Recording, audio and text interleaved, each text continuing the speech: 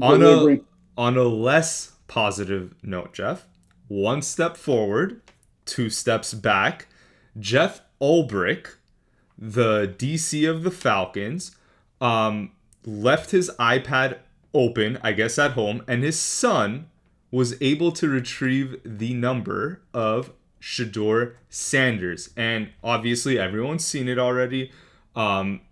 Jax Ulbrich and his friends prank called Shedeur the night of the draft, impersonating Mickey Loomis and basically, acting as if Shedeur was drafted by the Saints, which was a really not the smartest thing in the world to do. When I was younger, prank calling was part of the deal. Like that, everyone did that when they were younger. So I'm not even upset about that. But these guys, first of all, they're much older. They're in college. They're 21 years old. And second of all, if you're gonna do it, don't be an idiot and record yourself. Jeff, how do you feel about this? How much blame goes on to Brick? Is the NFL punishment fair where they find the Falcons 250, they find Ulbrich 100K? Like, was that too heavy or did they get it just right?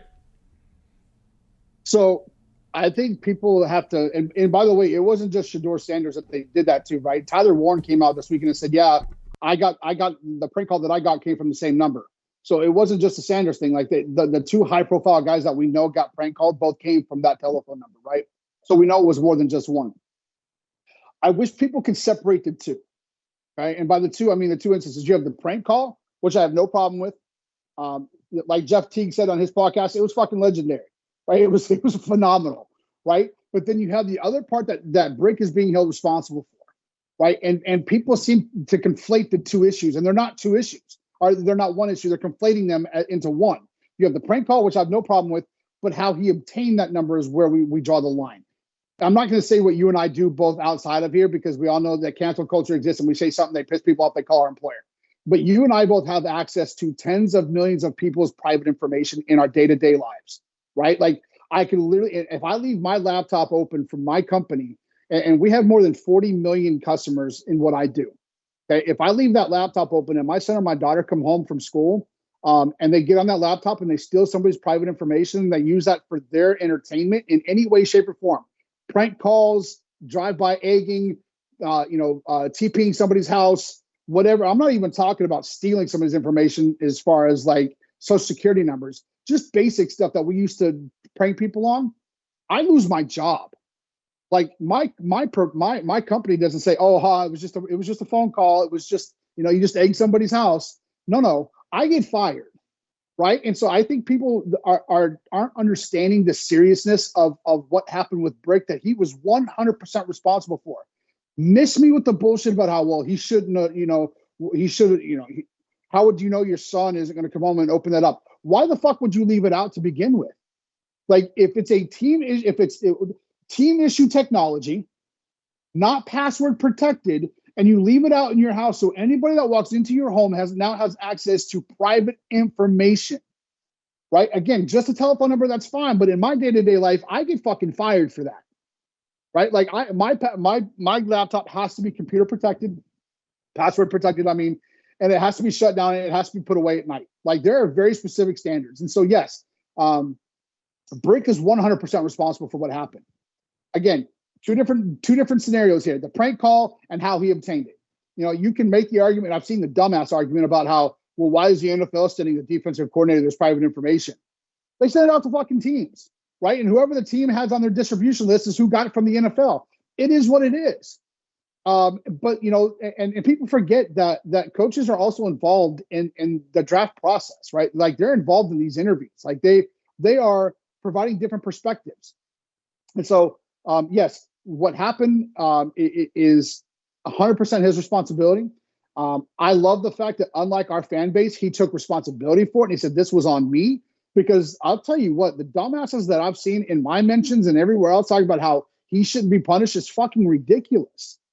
Like if he's responsible with that iPad or laptop or whatever it was, and he puts it away and he has the password on it, this shit doesn't happen.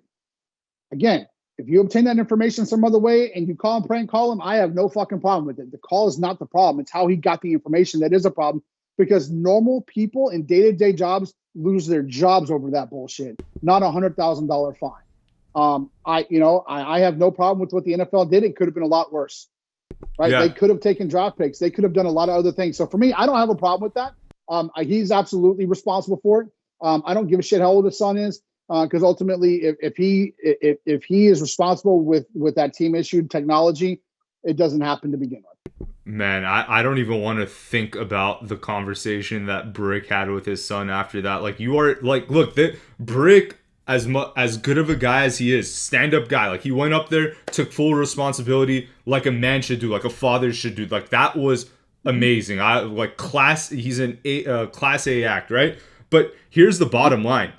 He just, finished up a pretty tumultuous tenure with the Jets. This is kind of his last shot as a DC, in my opinion. Like, he screws this up, and I don't know that he's going to elevate to the DC ranks anytime soon. So, like, this is sort of make or break. And, like, you are playing with your dad's career. This is everything your father has worked for. And he got a taste of being a head coach with the Jets. And he's a player-friendly coach. Like, if he does well with the Falcons, he could get another gig. That is totally conceivable. But now you go and do that, and you put your dad's ass on the line like that. Like, he could have been man, if this was early in the offseason, Jeff, like, if we were trying to make the decision between him and, I don't know, Lou Anarumo or Robert Saleh, this could have been the deciding factor right here. Jax is very lucky that we're too deep into the offseason for it not to be serious enough to fire him, because I promise you, if we were interviewing a bunch of candidates and some bullshit like this came out, I don't think he gets this job. So, like, the timing was everything here. Oh, I completely agree. It's a black eye for the Falcons, and it sucks because it is one of those, one step forward, 6 steps back type of thing. And but ultimately, if this is as bad as it gets this offseason, we're in pretty good fucking shape. It's embarrassing. You wish it hadn't happened, but ultimately it just costs you a couple $100,000. It doesn't cost you draft picks. It doesn't cost you wins. It doesn't cost you, suspensions or firings. It could have been a lot worse. So for me, pay the fine, move on, and let's get ready for 2025. Any other business, Jeff? I mean, we're not going to talk about what we do outside of this, but I leave my laptop open, no questions asked. I've been in the industry that I'm in for more than a decade. I work my freaking ass off and poured in like hundreds, like I don't even want to talk about like how much time goes into like our outside of podcast jobs, but they wouldn't even think twice. It's not even a discussion. You're out, no questions asked. It's the fact that there are not a lot of people that can do what Brick can do, and it's too late into the offseason. That's why he kept his job. Otherwise, this is definitely a fireable offense. I'm glad he kept it, and I hope that he kind of uses this as fire. Like, I can't fuck this up. We got to go all in. All the best to him. He's a great guy, stand-up guy, and I hope that this is this is just like the lowest point he'll get, and everything else is going to trend up for him.